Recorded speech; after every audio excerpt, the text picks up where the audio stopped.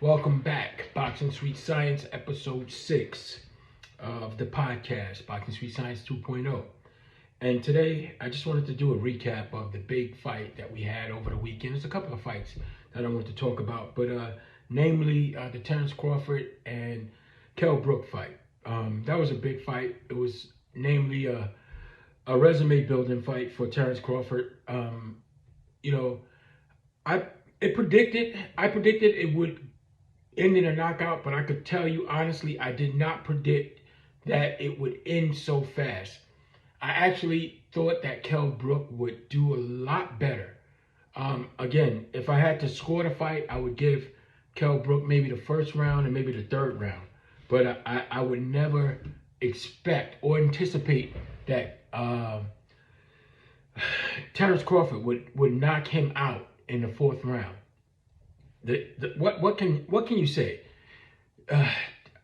If you're a boxing fan and you love the sweet science of the sport, then what you watched this Saturday, you had to appreciate what Terence Crawford did in that fight.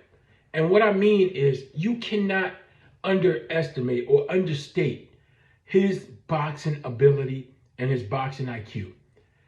This man is a truly special fighter. And I say that to say, in the first round, you saw Kell Brook have success. He was able to keep the range. He was able to use his jab, which gave Crawford some problems, as I anticipated, because I knew Crawford would get hit. And if I had to score the fight, I would give Kell Brook the first round. In the second round, Bud came out and he boxed. He made some adjustments, but he still stayed in a traditional stance.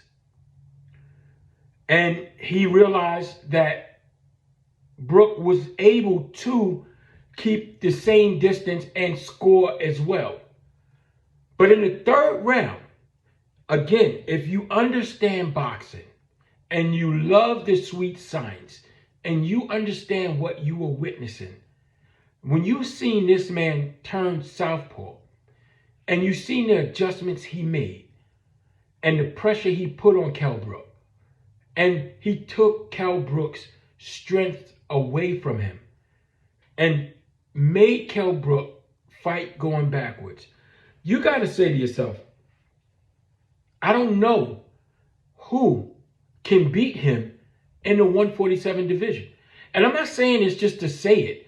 I'm saying this because this is honest to God the way I feel. And this is honest to God, the honest truth. This man is truly, and what makes Crawford so exciting is that he looks beatable. He looks vulnerable.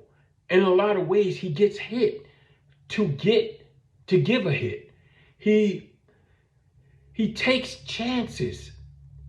But when he does the small, subtle things in the ring, it makes his opponent look less than what they are. He takes these guys strong, their talents away from him. When he turned southpaw, and let's not kid ourselves. It was Kell Brook momentum coming forward, trying to land the right straight down. He has the shorter arms, and Terence Crawford has the longer arms of the two. So it was Kell Brook trying to land a right hand, and Terence Crawford throwing a jab from the southpaw stance that ultimately landed first. And it was so powerful because it was the force of Kell Brook coming in, and at the same time, Terence Crawford throwing the jab, is what knocked him off. And you can't find a more proficient finisher than Terence Crawford. And in that fight, Terence Crawford was, like I said in episode number 4, he is a mean guy. He is a proficient finisher. So when he gets you hurt, you're done. There's no coming back. He is not letting you up. He's mean.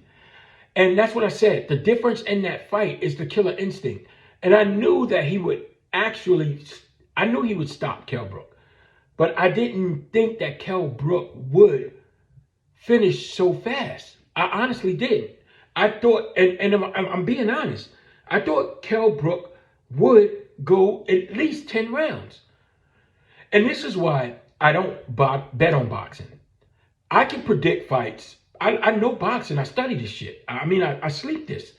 But I'm not a betting man, number one. But if I ever did bet, I would never bet on boxing because you never know what's going to happen.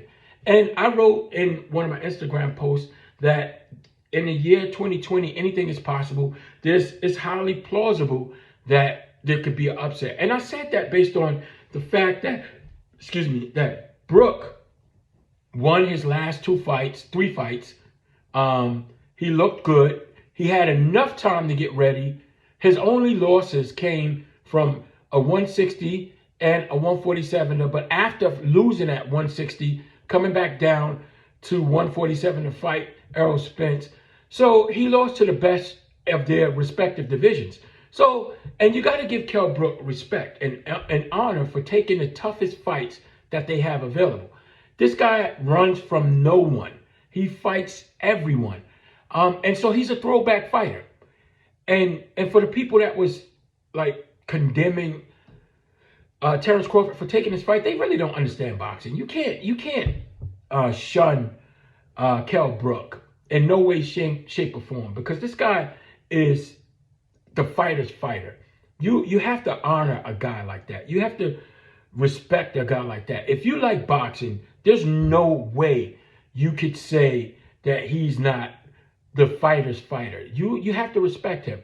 And he just got beat by a better guy. He just got beat by the better man that night, because he gave Crawford problems the first 2 rounds, and it took Crawford some time to adjust. And even in doing so, Crawford admitted that he had to compile the data and make some adjustments. And it was amazing to watch this guy switch up and take control of the fight in a way that most fighters can't. There's some guys who can make adjustments, like Floyd Mayweather, like Canelo Alvarez. And this is why when you argue who's pound for pound, and the reason why I say, he's my number 2 to Canelo, and it flips back and forth. But Canelo won titles in 3 different weight classes, 4 different weight classes, and stuff like that. So this is the reason why I have to have Canelo up there. He went up to 175 in 1 weight classes and titles.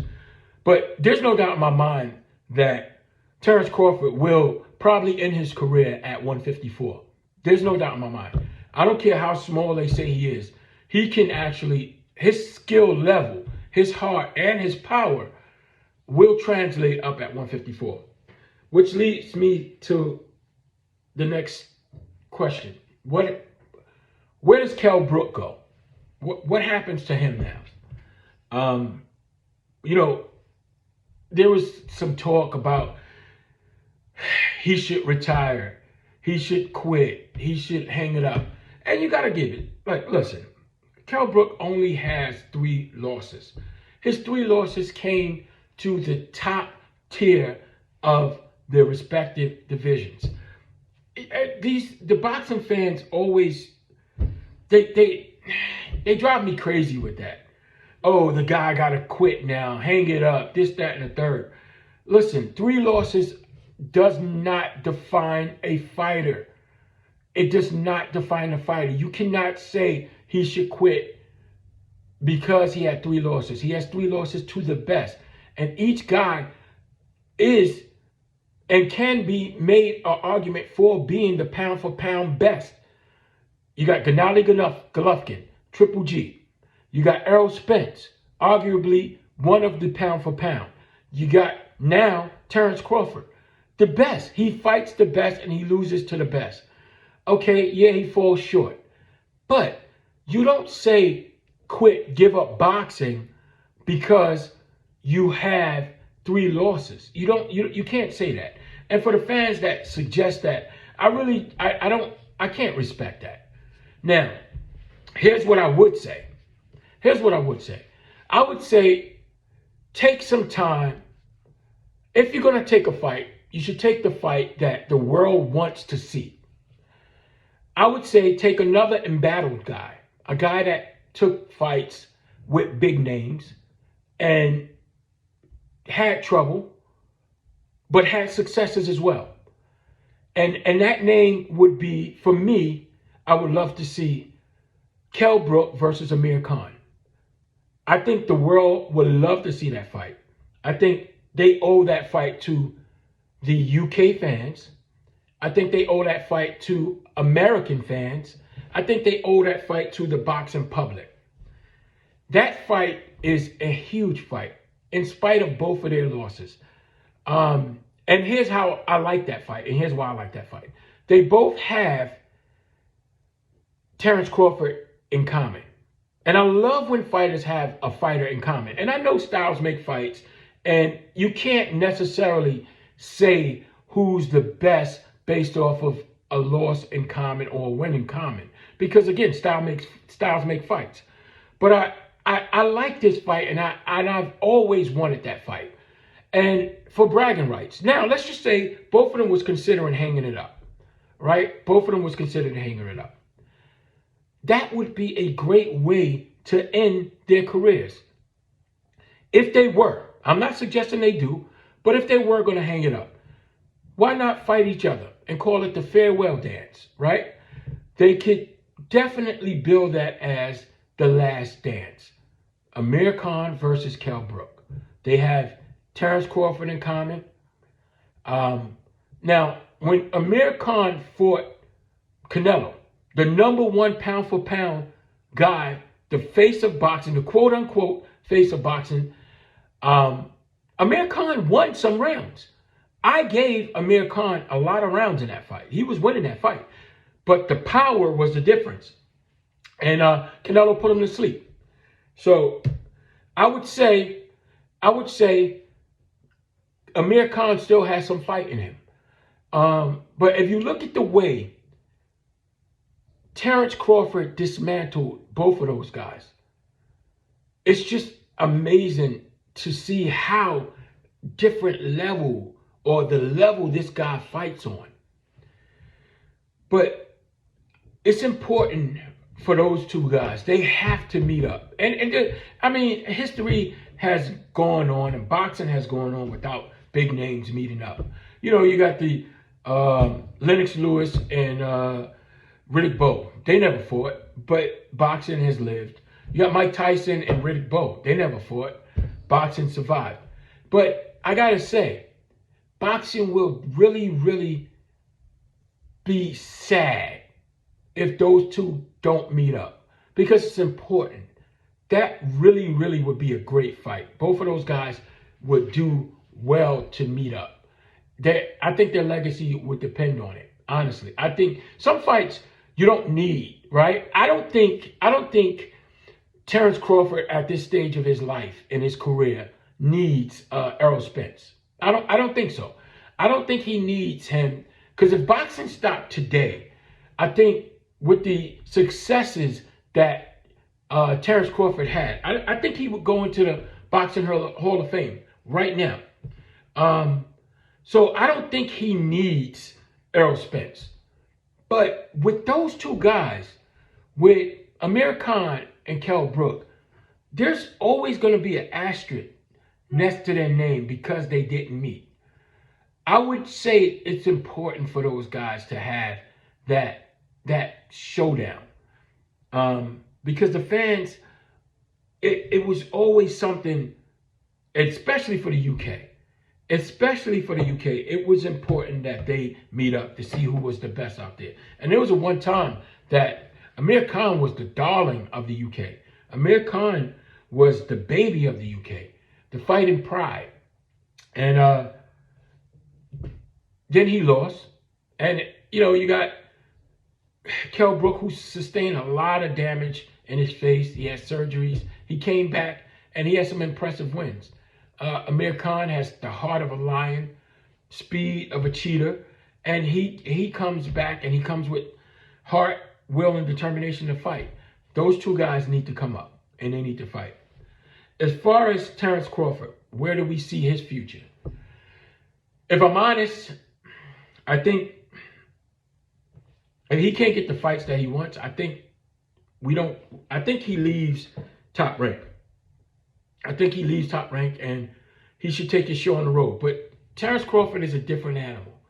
Terence Crawford is not the social bunny that everybody else is to sell their own fights. So Terence Crawford actually needs a promoting machine, somebody that's behind him, because he just wants to fight. He doesn't want to go out there and sell a fight. He don't want to go out and talk crap. He just want to fight. But in this business, unfortunately, you have to be the businessman of your business. You have to sell your fight. You have to be out there in the forefront, and you have to move your product. And in boxing, you're your product. And if you can't do that, people are not going to know who you are. And at this stage, boxing fans know who Crawford is, but a lot of people don't know who Crawford is. And I think that his brand suffers because of that. He will get the recognition once he fights a big name like a Manny Pacquiao, which was supposed to be who he was fighting in lieu of Kell Brook. But that fight, due to COVID, money restrictions, time restrictions, it fell through. But that was supposed to be a big announcement. It was supposed to happen, but it didn't happen. So where does he go from here? I don't even know if Manny Pacquiao will take that fight. And then depending on what happens with Spence and Danny Garcia, we don't know what's going to be next for Crawford. But I know one thing. He's an exciting fighter. And if I had to guess, or if I were a betting man, if I had to bet on who would unify the 147 division first, if I had to bet on who could possibly unify and become undisputed first, and I don't say this lightly, I would say, if I was a betting man, I would put my money on Terence Crawford becoming undisputed first in that division. I would say he has all the goods, all the ingredients on becoming undisputed at 147. I don't know, and we'll have to see. And I'm prefacing this with, we'll have to see what Errol Spence looks like against Danny Garcia. Because for all the people that think Danny Garcia is going to be a walk in the park, I can assure you that you're sadly mistaken. Danny Garcia will not be a walk in the park for Errol Spence. He is not anyone's tune-up. He has never been anyone's tune-up. And I feel kind of bad for Danny Garcia in a lot of ways. And I'll tell you why I say that. I feel bad for Danny Garcia because he's almost in a lose-lose in the boxing world, in the boxing arena. Because if he wins, he's beating a Errol Spence who was in a car accident. And if he loses, he got beaten by Errol Spence who was in a car accident. So technically, he's in a lose-lose proposition. But with all that said, it really doesn't matter, because if he wins, he's the next guy to see. And he becomes unified champion. And all talks, and I can tell you 100,000% that Danny Garcia, I'll bet you, if I was a betting man, I will bet you that Danny Garcia will step up. If he wins, we will get a Danny Garcia, Terence Crawford fight immediately. because he will take that fight. He will not run from the smoke. And I'm not saying Spence is running from the smoke, but he's making business decisions. But I know that Danny Garcia will take that fight because in the amateurs, Terrence Crawford and Danny Garcia was 1-1. So he has no fear.